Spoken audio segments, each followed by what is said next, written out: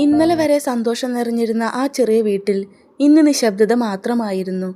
സുധി ജോലി നഷ്ടപ്പെട്ട വാർത്ത പറഞ്ഞ നിമിഷം മുതൽ ആര്യയുടെ മനസ്സിൽ 1000 ചോദ്യങ്ങൾ ഉയർന്നു. ഇനി വാടക എങ്ങനെ കൊടുക്കും? കുട്ടികളുടെ സ്കൂൾ ഫീസ്, വീട്ടുചെലവ്. ഒരു ഉത്തരവും അവൾക്കില്ലായിരുന്നു. എന്നിട്ടും സുധിയുടെ മുന്നിൽ അവൾ തളർന്നില്ല.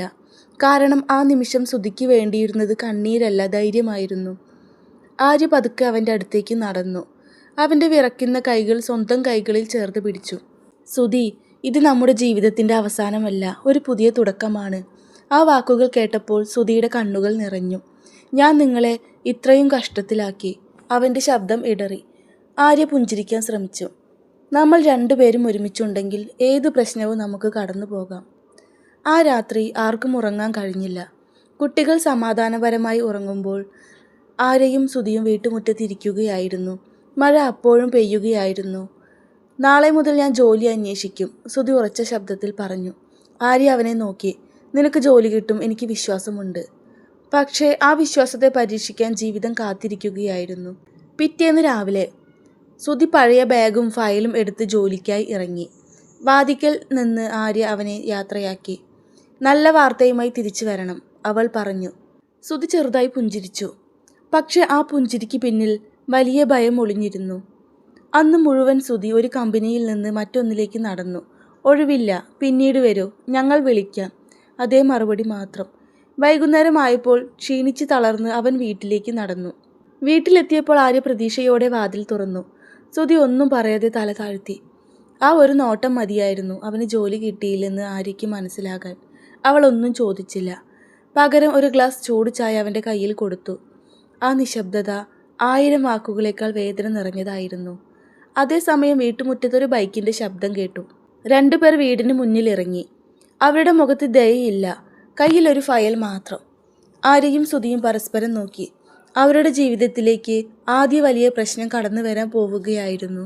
വീട്ടുമുറ്റത്ത് നിന്ന ബൈക്കിൻ്റെ ശബ്ദം ആ ചെറിയ വീട്ടിലെ നിശബ്ദതയെ കീറി മുറിച്ചു. ആര്യ പതുക്കെ വാതിൽ തുറന്നു. പുറത്ത് 2 ആളുകൾ. ഒരാൾക്ക് ഏകദേശം 50 വയസ്സ്, വെള്ള ഷർട്ടും സ്വർണ്ണ ചങ്ങലയും, മുഖത്തൊരു പുഞ്ചിരി. പക്ഷെ അത് സ്നേഹത്തിൻ്റെ പുഞ്ചിരിയല്ല, കണക്കുകൂട്ടലിൻ്റെ പുഞ്ചിരിയായിരുന്നു. അയാളുടെ പേര് രാമൻ. അയാളുടെ കൂടെ ഒരു സഹായി, കയ്യിൽ ഒരു ഫയലും ചില രേഖകളും. സുധി വീട്ടിലുണ്ടോ? രാമൻ ശാന്തമായി ചോദിച്ചു. സുധി പുറത്തേക്ക് വന്നു. അതെ, ഞാനാണ്. രാമൻ ഫയൽ തുറന്നു. 6 മാസം മുമ്പ് എടുത്ത ലോൺ ഓർമ്മയുണ്ടല്ലോ? സുധി ഒരു നിമിഷം മിണ്ടാതെയായി. അതെ, കുടുംബത്തിൻ്റെ ആവശ്യങ്ങൾക്കായി അവൻ ചെറിയൊരു തുക കടം വാങ്ങിയിരുന്നു. ജോലി ഉണ്ടായിരുന്നതിനാൽ എല്ലാ സമയത്ത് അടയ്ക്കാമെന്ന് കരുതിയിരുന്നു. പക്ഷേ വിധി മറ്റൊന്നായിരുന്നു തീരുമാനിച്ചത്. ഈ മാസം മുതൽ അടവ് തുടങ്ങണം. രാമൻ്റെ ശബ്ദം കടുപ്പമായി.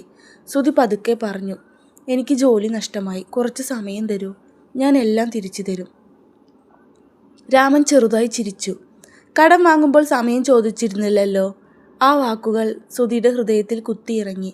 ആര്യ എല്ലാം നിശബ്ദമായി കേട്ടുനിന്നു. അവൾ മുന്നോട്ട് വന്നു. ചേട്ടാ, കുറച്ച് ദിവസങ്ങൾ കൂടി തരൂ, ഞങ്ങൾ ആരുടെയും പണം തട്ടിയെടുക്കില്ല. രാമൻ ആര്യയെ ഒന്ന് നോക്കി, പിന്നെ പറഞ്ഞു. 10 ദിവസം, 11ാം ദിവസം ഞാൻ വീണ്ടും വരും. അന്ന് പണം കിട്ടിയില്ലെങ്കിൽ ഈ വീട്ടിലെ സാധനങ്ങൾ കൊണ്ടുപോകും. അത് പറഞ്ഞ് അയാൾ തിരിഞ്ഞു നടന്നു. ബൈക്കിൻ്റെ ശബ്ദം അകന്നുപോയി. പക്ഷെ ആ വലിയ ശബ്ദത്തേക്കാൾ വലിയ ഭയം ആര്യയുടെയും സുധിയുടെയും മനസ്സിൽ ബാക്കിയായി. വീട്ടിനുള്ളിൽ കയറിയ സുധി ഭിത്തിയിൽ ചാരിയിരുന്നു. അവൻ്റെ കണ്ണുകൾ നിറഞ്ഞിരുന്നു. എനിക്ക് നല്ലൊരു ഭർത്താവാൻ കഴിഞ്ഞില്ല, അവൻ വിറയ്ക്കുന്ന ശബ്ദത്തിൽ പറഞ്ഞു. ആര്യ ഉടൻ അവൻ്റെ കൈ പിടിച്ചു. അങ്ങനെ ഒരിക്കലും പറയരുത്. ജീവിതം നമ്മളെ പരീക്ഷിക്കുകയാണ്. നമ്മൾ തോറ്റാൽ മാത്രമേ അത് ജയിക്കൂ. സുധി ആദ്യമായി ആര്യയെ പുതിയൊരു കണ്ണോടെ നോക്കി. ആ നിമിഷം ആ വീട്ടിൽ പ്രതീക്ഷ അപ്പോഴും ജീവിച്ചിരിപ്പുണ്ടായിരുന്നു. പക്ഷെ അടുത്ത ദിവസം രാവിലെ അവരെ കാത്തിരുന്നത് അതിലും വലിയൊരു പരീക്ഷണമായിരുന്നു.